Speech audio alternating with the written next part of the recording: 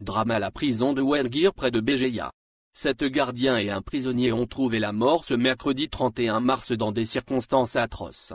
En allant nettoyer une fosse septique située à l'intérieur du pénitencier, elles y ont laissé leur vie.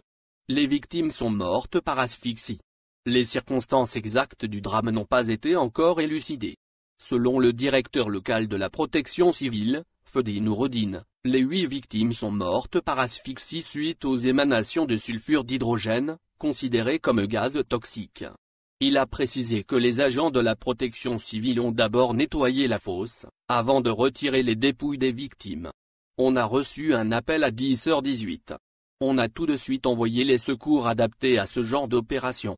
Sur place, on a trouvé des individus qui étaient là pour nettoyer une cave des eaux usées. On a commencé à explorer la cave. Malheureusement, nous avons extrait 8 victimes. Après, on a nettoyé la cave pour s'assurer qu'il n'y avait pas d'autres victimes, a raconté M. Fedi.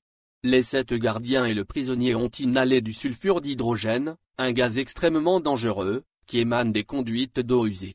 C'est une mort par asphyxie, provoquée par un gaz qui est dégagé, le sulfure d'hydrogène qu'on trouve dans les conduites d'eau usée, a précisé le directeur de la protection civile de Béjaïa.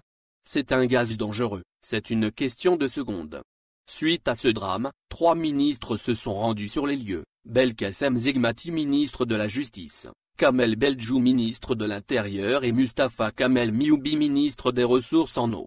Sur place, Zegmati a présenté au nom du président Abdelmadjid Tebboune, et de tous les membres du gouvernement, ses condoléances aux familles des victimes décédées asphyxiées dans une fosse septique à la prison de Wendguir à Béjaïa.